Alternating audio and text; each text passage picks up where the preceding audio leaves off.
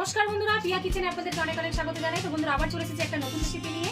আজকে করব কাতলা মাছের দই কাতলা। তো চলুন প্রথমেই আপনাদেরকে দেখিয়ে দিই, বাজার থেকে কাতলা মাছ আনা হয়েছে আর এটা আমি ভালো করে ধুয়ে নুন হলুদ মাখিয়ে রেখেছি। আর এখন এই যে কড়াই তেল দিয়ে দিয়েছি, মাছগুলো প্রথমে হালকা করে ভেজে নেবো।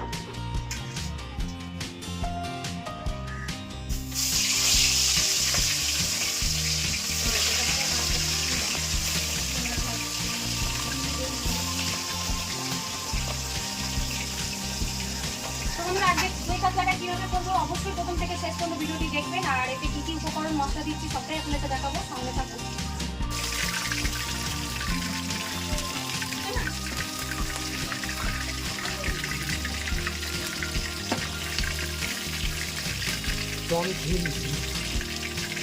তো বন্ধুরা এইভাবে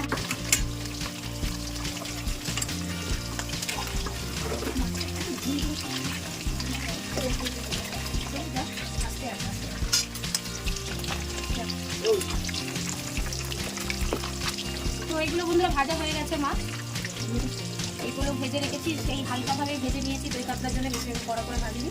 আর বাকিগুলো ভাজতে দিয়ে দিয়েছি। তাই যে বন্ধুরা মাছগুলো এইভাবে লাল লাল করে ভেজে নিয়েছি।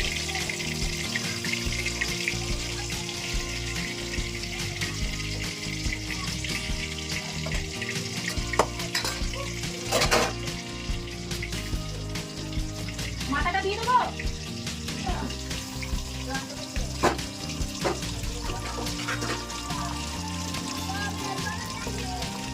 আর এখানে বন্ধুরা দই কাতলা করার জন্য আমি কি কি উপকরণ নিয়েছি আপনাদেরকে একবার দেখিয়ে দেবো। প্রথমে নিয়েছি এখানে দুটো বড় বড় পেঁয়াজ, ভালো করে কুচি করে নিয়েছি। আর নিয়েছি এখানে গোটা গরম মশলা, আর এখানে কয়েকটা কাঁচা লঙ্কা, আর একটা টক দইয়ের প্যাকেট। তো এটা ভালো করে আমি একটা মিক্সি ব্লেন্ডারে বাটি নিয়েছি, ভালো করে পেস্ট করে নেবো। এদিকে কাছে আসো। তো এই যে পেঁয়াজ কুচিগুলো ভালো করে মিক্সির বাটিতে দিয়ে ভালো করে পেস্ট করে নেবো। যেহেতু পেঁয়াজটা আমি বাটা দেবো, আর এর সঙ্গে দেবো কয়েকটা কাঁচা লঙ্কা। এটা দই কাতলার মধ্যে আমি কোনো রকম গুঁড়ো লঙ্কা অ্যাড করবো না।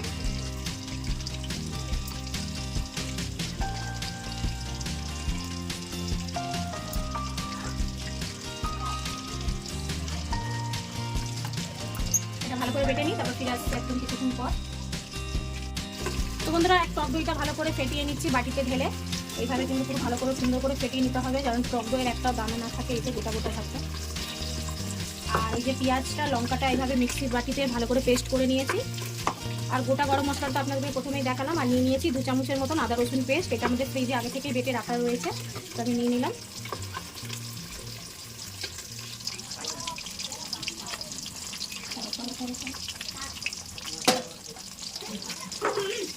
মাছের মাথাটা কিন্তু খুব সুন্দরভাবে ভেজে নিয়েছি বন্ধুরা, এই যে একদম কাতলা মাছের মাথা। তো এই যে বন্ধুরা সব মাছগুলো ভাজা হয়ে গেছে। এবারে দিয়ে দেবো গরম তেলে, মাছ ভাজার তেলেই দিয়ে দেবো গোটা গরম মশলা ফোড়ন। তারপর বন্ধুরা এর মধ্যে দিয়ে দেবো পেঁয়াজ বাটাটা, লঙ্কার পেঁয়াজ বাটাটা।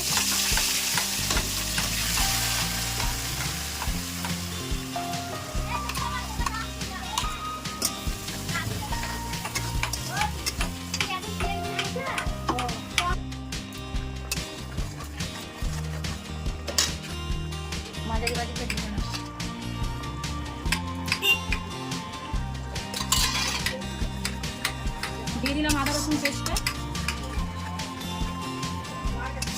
ওদিকে দিয়ে ঢেলে দিন দেবো। তো আদা রসুনটা দিয়ে আর পেঁয়াজ বাটাটার সঙ্গে একভাবে সুন্দরভাবে কষিয়ে নিয়েছি। এর মধ্যে দিয়ে দেবো 1/2 চামচের মতন গুঁড়ো হলুদ, দিয়ে দেবো 1 চামচের মতন নুন। এটা আমি মশলা কষানোর সময় একবার অ্যাড করে দিলাম। এটা প্রথমেই আপনাদেরকে বললাম আমি কোনো রকম গুঁড়ো লঙ্কা দেবো না। এটা ভালো করে যতক্ষণ না মশলা থেকে তেল ছাড়ছে ভালো করে কষাতে হবে, আদা রসুন আর পেঁয়াজ বাটার গন্ধটা চলে যায়।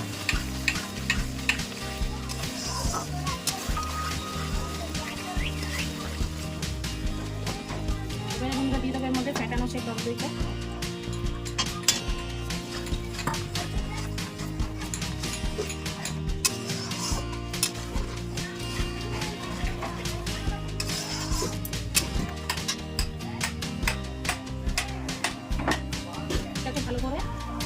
নাড়িয়ে দিয়ে দিলাম।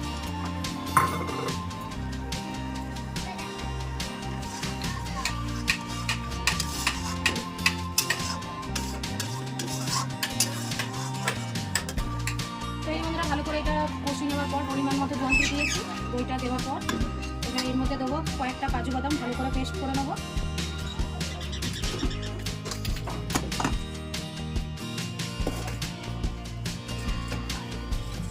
এবার দিয়ে দেবো মাছগুলো, ভেজে রাখা মাছগুলো দিয়ে দিচ্ছি।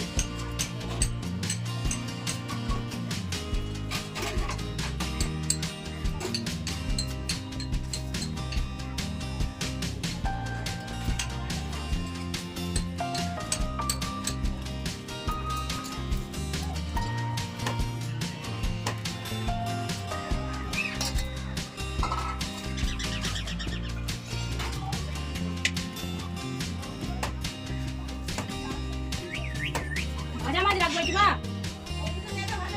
দিয়ে দিচ্ছি ইয়েতে। তো বন্ধুরা এর মধ্যে দিয়ে দেওয়া হচ্ছে কিছুটা ধনেপাতা কুচি।